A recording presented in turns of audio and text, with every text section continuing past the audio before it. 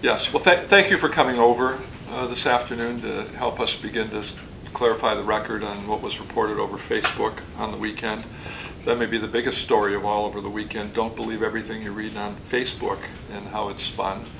But in regard to the home on Weber, just some clarification. That home had been abandoned for the past 6 years. We have verified that this morning with Florida Power and Light and our own water department water consumption records. So this was not a case or a story of a city picking on a poor elderly widow who was living in her home. This was an abandoned property that was blighting the neighborhood, that several police calls were requested to the property earlier this year, and it was reported that vagrants perhaps had been moving into the abandoned property. So this, in our view, was a classic abandoned property case, number one. The person had not been living there uninterrupted for the past 70 years. So there was a gross misrepresentation to Facebook and the media of actually what the foundation for this code enforcement action was. Number two, similar to the first example, the city has no interest in taking this property. In fact, by Florida law, the city is prohibited from even being able to take this property if we wanted to. The home remains recorded as Mrs. Sikorsky's home and dwelling, even though it had been abandoned, and Florida law prohibits cities from taking a property that is listed as a homestead. Number three, and perhaps most important, throughout the last 2 years, 28 hearings, contact with family members and Mrs. Sikorsky.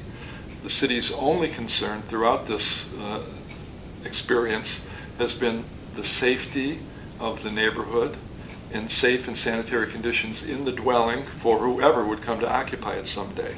And that remains a concern of ours and something we're going to see through. We will be making arrangements to meet with Mrs. Sikorsky independently or with her power of attorney or anybody who she chooses to help represent her to bring this to closure. And again, I repeat, the city has absolutely no interest in taking this property. We often use fines to put leverage on whoever occupies or whoever owns the property to make the essential repairs. We can provide you with photo documentation that there were some serious safety issues on the property. There's some serious structural concerns that we've had. Hopefully those are on the way to being resolved, but we do need to get in and inspect the property to be sure the wiring is safe, the plumbing, hot water tanks, and the structure itself is safe. We understand that the recorded homesteader has recently moved back in, and we look forward to continuing to cooperate with her as we have over the past 2 years in 28 code meetings. This is under the jurisdiction of a magistrate, and our magistrates here have a solid record of being extremely fair to people, and it is not unusual to waive fines at the end of the process once we are certain that the dwelling is safe and sanitary. Have there been concerns about the work that Miles has done onto the house, both he and these unlicensed contractors? Well, we need to get in and do those inspections, and that's why there are requirements on the books in the building codes that qualified people do life and safety maintenance to a property. If a gas connection is done poorly, if a wiring connection is done poorly, it could unfortunately result in a tragedy, and that's why these laws are in place. So we're perfectly prepared to be reasonable and fair, but we do have to do the inspections, and the code does require at some point that this be reviewed by somebody who's licensed in those trade fields. If unlicensed work is done on the property and the person doesn't self-admit that it's done, if somebody comes in and inspect it, can they validate that that work was legitimate? Well, we'd like to work through that with Mrs. Sikorsky, just so she fully understands the city's role in this and what our role has been and will continue to be. And that really is to protect her interests, to be sure that nobody's taking advantage of her, and that where she is going to live, and she's just returned to this property, is indeed safe and sanitary. So we'll have to look at the credentials of our code people and the law is on that. But, it is perfectly reasonable for people to do everything that they can do with elbow grease. And we respect that, we appreciate that, but there are certain life and safety issues that have to be done right. All right. When did she exactly move back to this house, and where did she move from? We believe water and electricity was restored and began to be used again this spring, somewhere in the March timeframe. After a So within the absence? last 90 days, I believe, after 6 years of this property being totally abandoned. Okay. And how much in fines are we talking? I'm not sure, but the fines only began after, I think, a year of efforts to get voluntary compliance. And it's a standard practice of the city to levy fines to get the property owners to begin to take the abandonment of a property seriously and develop a strategy to repair a property.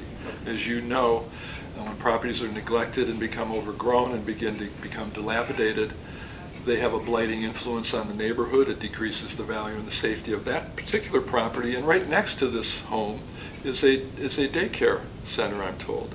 So the neighborhood concerns were legitimate, they were well-founded, and I think the city has done everything appropriate to follow up on the overall picture. In 28 hearings, have they attended all of those? Mrs. Sikorsky has attended a couple, and she has participated by telephone conferencing on probably about a half a dozen, and her newfound friend has attended a couple in the last 90 days. This really blew up over Friday. What do you want the people of Sarasota to know? Because I know a lot of people were expressing concern for her. I mean, the city's worked with her. Yeah, we went over that just before you got here, but for the record, I'll repeat it. Number one, this home was abandoned for the past 6 years. We've confirmed that with Florida Power and Light. There was no electricity going to this address, and with our own water division, there was no water consumption there over the past 6 years. Number two, the city has no interest in taking this property, as has been reported.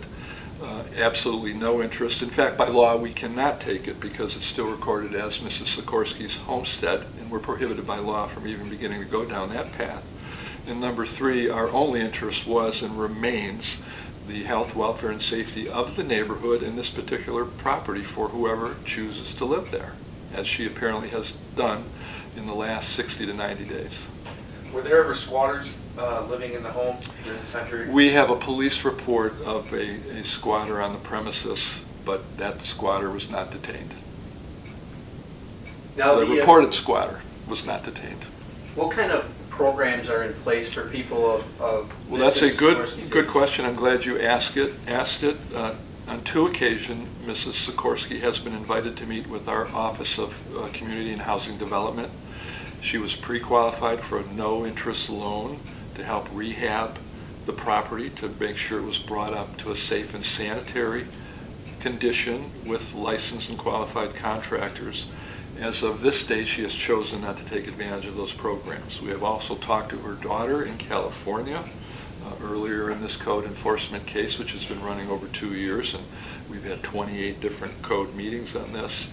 And the last information we have from the daughter is that Mrs. Sikorsky is independent and very able to manage her own affairs.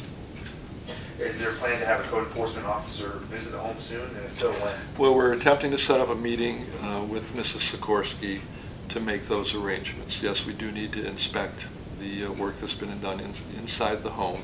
And there are still some lingering structural concerns that our code enforcement folks have observed that they want to be sure are brought to her attention or that she's certainly aware of. A lot of people, obviously, as you know, this story blew up over the weekend. A lot of people, frankly, were mad at the city. Does this anger you, knowing all the facts now? Well, I'm disappointed, but I think to some degree social media lends itself to fast reactions and quick judgments. This is a classic textbook case of how just partial information can be misrepresented and spun, and how so many people jump to conclusions. Some of the comments were very disappointing in terms of criticizing our elected officials and criticizing some of our staff for being cruel and mean and unfair when it couldn't be further from the truth. So that perhaps is the biggest part of this story to me, is folks have to calm down, not believe everything they read on social media on a holiday weekend and just pause, catch their breath, and try to get all perspectives, at least both sides to a possible story. I think this is a textbook example of a responsible municipality doing everything it should be doing to assure the safety of a neighborhood and a property owner.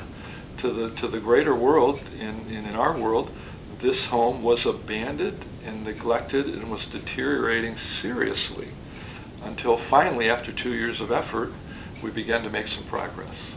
But the city had never had an interest in taking this property, never was picking on a homeowner, an elderly homeowner who had lived uninterrupted in a home for over 70 years. Just, there isn't an iota of truth to what was spun on Facebook and in social media. Is there a concern about Miles' assistance and relationship with Mrs. Sikorsky? Because I know he's done a lot of work to help her out, but in some ways he's speaking for her, and I think well, that's we hope to meet with him. He has reported to some of our staff that he has the power of attorney. We have, heard from staff members who have talked with him that he is concerned about her well-being and where she will be next. We're also concerned about that. So I think we're in a much healthier place now that we're going to have some objective third parties meet with them, he and her, if he's still in the picture, to just find out exactly what he's doing and where he's heading and what's the rush. Okay. So his claim, he said they harassed her about her house for over a year and they offered no help to her, not had a drip of compassion.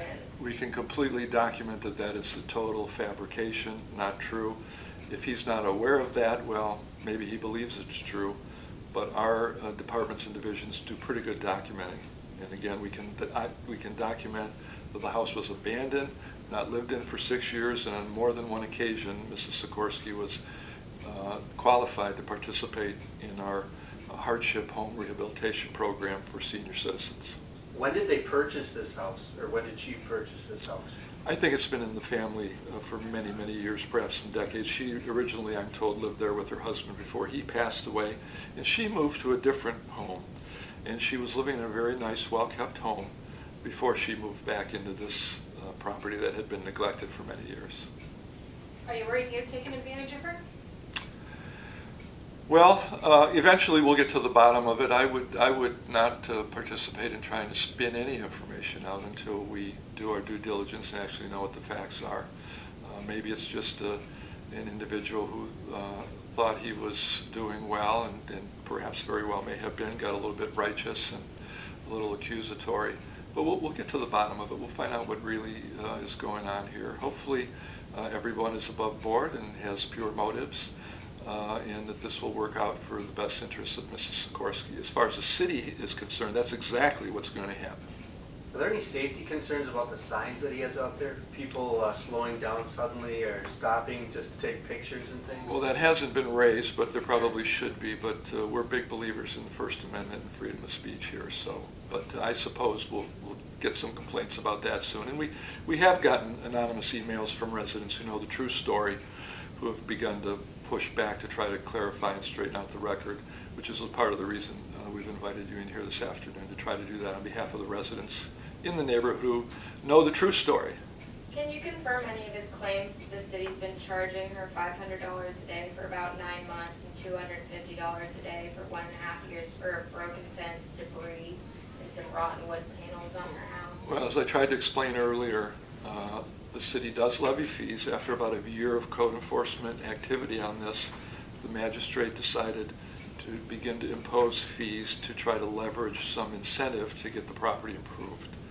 I believe your numbers are inaccurate, though. I think they were probably initially $100 a day, and then in the second half of the past year, they probably ramped up to $250 a day. But again, to repeat it, just so everyone is clear, this is a homestead protected property.